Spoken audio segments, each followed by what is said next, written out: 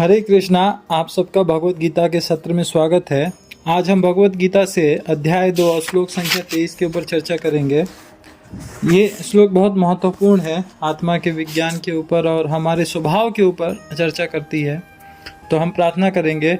नमो ओम विष्णुपादाय कृष्ण पृष्ठाय भूतले श्रीमते भक्ति वेदांत स्वामी नामिने नमस्ते सारस्वते देवे गौरवाणी प्रचारिणे निर्विशेष शून्यवादी पाश्चात्य देश तारिणे। जय श्री कृष्ण चैतन्य प्रभु नित्यानंद श्री अद्वैत गदाधर श्रीवासादि गौर भक्त वृंद। हरे कृष्णा कृष्णा कृष्णा हरे हरे, हरे राम राम राम हरे हरे। श्लोक संख्या 23 है। नैनम छिन्दन्ति शस्त्राणि नैनम दहति पावका न चैन क्लेदयन्तापो न शोष्यति मारुता।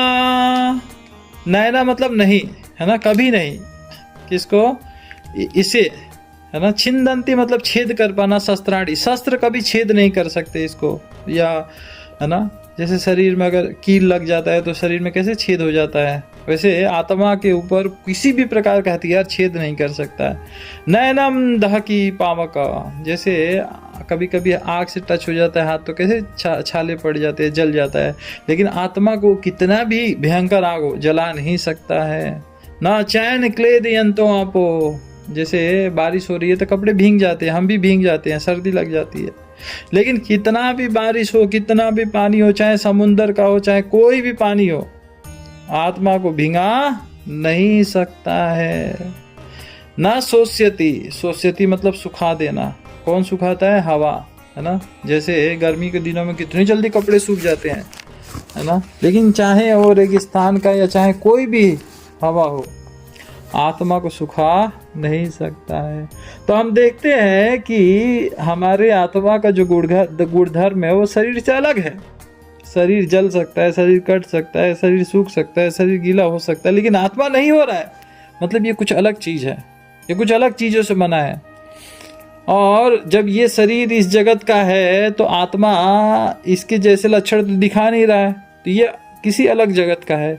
तो इसे पता चलता है कि आध्यात्मिक जगत है जिसमें ना चीजें जलती है, ना गीली हो सकती है, ना सूख सकती है। आध्यात्मिक जगत का एक आइडिया यहाँ से आपको एक आभास मिल सकता है कि आध्यात्मिक जगत क्या सुंदरता होगी।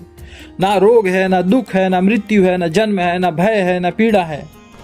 तो क्यों ना हम ऐसे जगत पर जाने के लिए इच्छा प्रकट करें, क्यों ना प्रयास करें, क्यों ना इंक्वायरी जुटाए, क्यों ना चर्चा करें। किसी को अमेरिका जाना है तो कैसे वीज़ा मिलेगा, कहाँ से कौन सा वीज़ा ऑफिस है, कहाँ अप्लाई करना है, क्या चीज़ें करनी है, सारी जानकारी जुटाता है, तैयारी करता है, फिर जाता है। क्यों ना हम भी तैयारी करें, क्यों ना हम भी जुटाए। तो यहाँ भगवान बता रहे हैं, श्लोक का जो ट्रांसलेशन है, यह आत्मा न तो कभी किसी शास्त्र द्वारा खंड खंड किया जा सकता है, न अग्नि द्वारा जलाया जा सकता है, न जल द्वारा भिंगाया जा सकता है, या वायु द्वारा सुखाया जा सकता है। तो प्रभुपाद जी तात्पर्य में सिखाते हैं कि ये जो सारे हथियार है, तलवार हो गया, अग्नि अस्त्र हो गए, बंदूक, तोप, परमाणु बम तक, है ना, वर्षा के वस्त्र, चक्रवात के वस्त्र आदि आत्मा को मारने में असमर्थ है। तो यहाँ पे देखेंगे कि चक्रवात का भी कोई अस्त्र होता है क्या? पानी का भी कोई अस्त्र होता है क्या? हाँ, होता है ना। आधुनिक जो अग्नि अस्त्र है या परमाणु बम है, वो उसको हम नाभिकीय हथियारों से जानते हैं। उसकी गणना अग्नि वस्त्रों में की जा सकती है। आग वाले वस्त्र हैं जिससे आग उत्पन्न होता है ना। लेकिन इसके अतिरिक्त, आग के अतिरिक्त मिट्टी, जल, वायु, आकाश, इनसे भी हथियार बनाए जाते हैं, लेकिन मॉडर्न साइंस में इसकी जानकारी नहीं है। इसका शास्त्रों में वर्णन है कि किस प्रकार वायु से शस्त्र बनाए जाते हैं, जल से बनाए जाते हैं, आकाश से बनाए जाते हैं, मिट्टी से भी शस्त्र बनाए जाते हैं। तो यहाँ पे पूर्व काल में जो पार्थिव तत्व से बने हुए हथियार होते थे, जो हम महाभारत के युद्ध में चर्चाओं में देखते हैं कि उपयोग किए जाते थे, वरुण अस्त्र होता था, गरुण अस्त्र होता था, है ना। आग्नेय वस्त्र जो होता है, इसमें इसके प्रत्युत्तर में जल वरुण अस्त्र चलाया जाता था उसको खत्म करने के लिए। जैसे आग लग जाता है तो हम क्या डालते हैं, वहाँ पानी डालते हैं, आग के प्रभाव को कम करने के लिए। तो इस प्रकार अलग अलग प्रकार के हथियार हैं, अलग अलग पार्थिव तत्वों से बने हुए अलग अलग प्रकार के हथियार हैं। लेकिन आज के समय में सामान्यतः सिर्फ अग्नि वाले हथियारों की ही हमको जानकारी है। जो भी हो, लेकिन जो आधुनिक विज्ञान है ना, इन चीज़ों से अज्ञान है। आधुनिक विज्ञान में पूर्णता नहीं है, और आधुनिक वैज्ञानिक खुद स्वीकार करते हैं कि हम डेवलपमेंट स्टेज में हैं। एक वैज्ञानिक आगे आता है, पीछे वाले को गलत बताता है, फिर कुछ नया सीखते जाता है। तो एक दिन जब विज्ञान अपनी चरम स्तर पे पहुंचेगा तो बताएगा कृष्णास्तु भगवान स्वयं भगवान है ना, और वही हर चीज के उद्गम स्थल है। जैसे आइंस्टाइन थे, वो क्या कहते थे, अगर ध्यान से अगर प्रकृति को देखोगे तो आप विवश हो जाओगे ये कहने के लिए कि एक बहुत बड़ी बुद्धि इस पूरी सृष्टि के पीछे कार्यरत है। एक बहुत बड़ी बुद्धि ये पूरी सृष्टि के पीछे कार्यरत है। आइंस्टाइन के बारे में हम सुनते, न्यूटन जो बहुत बड़े साइंटिस्ट हुए हैं, तो एक बार ग्रहमाला है ना, तारा मंडल के बारे में चर्चा कर रहे थे। तो प्रश्न उठा था कि ये किसने बनाया है। तो वहाँ पे जो उनके फ्रेंड साइंटिस्ट है बोले बस बाई चांस बन गया है ना। तो उन्होंने अपने सारे फ्रेंड को घर पे बुलाया था पार्टी में, आ जाइए, और वहाँ पे बहुत सुंदर डेकोरेशन किया था, बहुत सुंदर फूड आइटम पूरा डेकोरेटेड एकदम फर्स्ट क्लास अरेंज किया था, और सब खुश गए, वाह ये किसने अरेंज किया है ना, हु डिड दिस। तो न्यूटन बोले जस्ट बाई चांस हो गया। एवरीबॉडी बिकेम एंग्री, कैसे हो सकता है बाई चांस, है ना, यू आर जस्ट लाइंग, है ना, झूठ बोल रहे हो। या they become angry on Newton. Then Newton silently replied, Newton ने मतलब उनको बताया अगर इतने बड़ा विराट सृष्टि बाई चांस बन सकता है तो इतना सुंदर रूम का डेकोरेशन क्यों नहीं हो सकता है, छोटा सा काम क्यों नहीं हो सकता है। जब इतना बड़ा काम बाई चांस हो सकता है तो बाई चांस कुछ नहीं है, एक बहुत बड़ी बुद्धि ये पूरी सृष्टि के पीछे कार्यरत है, इसीलिए सृष्टि इतनी सुचारू रूप से कार्य कर रही है। तो कहने का मतलब है यही असली विज्ञान है जो हम आत्मा के विज्ञान को सीख रहे हैं, जो हमारे ऊपर लागू होता है, स्वयं के ऊपर लागू होता है। तो हाँ, हमको जान के बहुत प्रसन्नता होगी कि हमारे आत्मा को कोई खंड खंड नहीं कर सकता है। हम सनातन हैं, हम हमेशा रहते हैं, ना हमारा जन्म है ना हमारा मृत्यु है। जन्म और मृत्यु तो शरीर का होता है, आत्मा का नहीं होता है। आत्मा तो ये कपड़े, जैसे हमने कपड़ा पहना है, दूसरे दिन कपड़ा चेंज कर देंगे, तो कपड़े के लिए हम चिंता थोड़ी करते हैं, क्योंकि हम जानते हैं हम ये शरीर, अपने आप को शरीर से पहचान कर रहे हैं। उसी तरह आत्मा के लिए शरीर एक कपड़ा है, कल कपड़ा बदल देती है। तो आत्मा जो है इसका संहार किया ही नहीं जा सकता है, चाहे कितनी भी बड़ी संख्या में हथियार क्यों ना हो, चाहे कोई भी हथियार क्यों ना हो। जो मायावादी होते हैं इस बात की व्याख्या नहीं कर पाते हैं कि जीव कैसे अपने अज्ञानता के कारण उत्पन्न हुआ और फिर माया की शक्ति से आवृत हो गया या माया में आकर ढक गया। न ही परमात्मा से जीव को कभी अलग कर पाना संभव था, लेकिन जीवात्मा जो है, जो ये सभी परमात्मा से अलग अंश हैं। ये सनातन है, हमेशा रहेंगे, लेकिन अणु आत्मा है ना, बहुत सूक्ष्म है। और ये माया द्वारा आवृत होना इसके अंदर स्वाभाविक प्रवृत्ति है। और ये भगवान की संगति से पृथक हो जाते हैं तो क्या हो जाता है, ये माया से आवृत हो जाते हैं।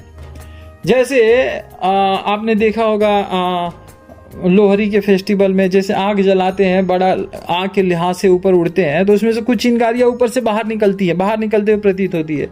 तो क्या चिंगारी बाहर निकल के क्या उतना ही बड़ी आग बन जाती है? नहीं, बुझ जाती है। जब आग में से चिंगारी बाहर निकलती है तो वो बुझ जाती है।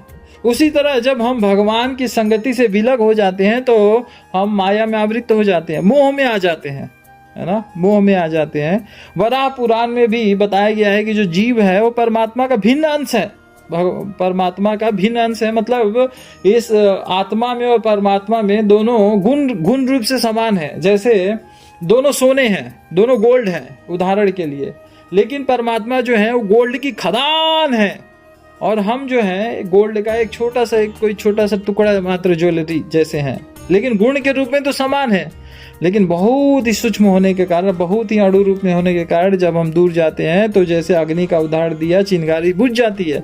उसी तरह हम भगवान की संगति से दूर जाते हैं तो माया में आवृत हो जाते हैं, भगवान को भूल जाते हैं, भगवान को सेवा भूल जाते हैं, जो हमारा स्वाभाविक स्थिति है कि हमको किसी ना किसी की सेवा करनी है। यदि भगवान की नहीं करेंगे तो किसी और की करेंगे। और किसी के पास कुछ सेवा नहीं है तो एक कुत्ता ले लेते हैं, उसका पोटी साफ करते रहते हैं, है ना।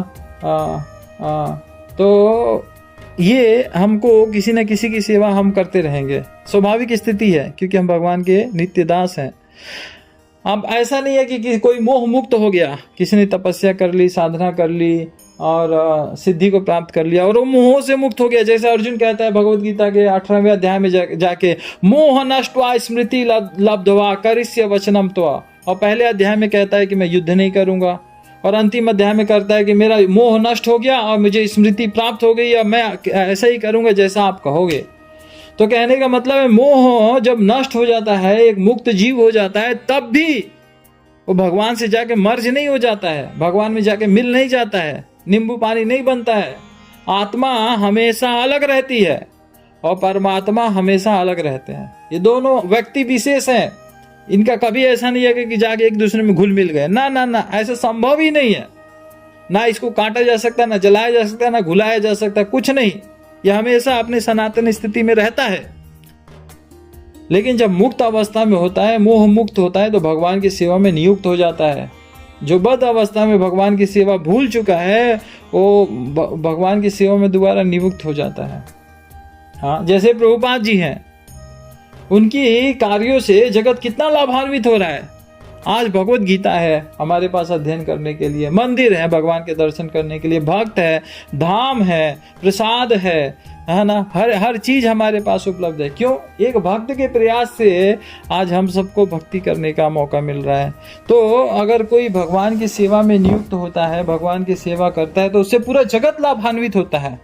हाँ, भगवान तो संतुष्ट होते ही हैं, साथ साथ पूरे जग को वास्तविक लाभ प्राप्त होता है। उनके अतिरिक्त कौन है? उनके अतिरिक्त कौन है जिसके कार्यों से हमको लाभ प्राप्त होता है? जैसे हम बहुत सुंदर गाड़ी बना लिए एक स्थान से दूसरे स्थान जाने के लिए, पर हम देखते हैं कि उस स्थान पर पहुंचने में अगर मुझे आधा घंटा समय लग रहा था, लेकिन अब ट्रैफिक इतना ज़्यादा हो जा रहा है कि अब मुझे 2 घंटे से ज़्यादा एक ही जगह ट्रैफिक में फंसे रहते हैं। और कई बार तो लोग शहर से दूर जाना चाहते हैं, क्योंकि यहाँ पे बहुत ट्रैफिक, एक स्थान से दूसरे स्थान जाने में बहुत समय लग रहा है, तो कहीं दूर, शहर से दूर रहना चाहते हैं जहाँ पे समय कम लगे। हाँ, तो कहने का मतलब है, हमारा एक प्रकार का किया गया कार्य दूसरे प्रकार का आपदा खड़ा कर देता है। लेकिन भगवान की सेवा में किया गया कार्य सबके लिए है ना, अनंत अनंत प्रकार से अनंत युगों तक लाभान्वित करता रहता है। इसीलिए हमको भगवान की सेवा भगवत गीता के अध्ययन के द्वारा, भगवान के भक्तों की प्रेरणा के द्वारा करने का प्रयास करना चाहिए। और हम भगवान का नाम का जप, भगवान का कथा का श्रवण, भगवान का प्रसाद पाना, भगवान का दर्शन और भगवान के भक्तों का संग, ये 5 चीज़ें हमेशा करते रहना चाहिए। भगवान की सेवा सबसे अग्रणी है। इस प्रकार हम इस श्लोक में हमने देखा कि कैसे आत्मा एक विशेष चीज़ है, बहुत अद्भुत चीज़ है। अगर कुछ हम दुनिया में अगर 7 वंडर जैसे देखते हैं, तो उससे ज़्यादा वंडरफुल हमारे अंदर हम स्वयं हैं, सब आत्मा स्वरूप में है, वंडरफुल है। तो भगवान की इस प्रकृति के ऊपर हम चिंतन करना चाहिए, भगवान को धन्यवाद करना चाहिए और भगवान की सेवा में ज़्यादा से ज़्यादा जुड़ने का प्रयास करना चाहिए। हरे कृष्णा कृष्णा कृष्णा हरे हरे, हरे राम राम राम हरे हरे। जगत गुरु श्रील प्रभुपाद की जय।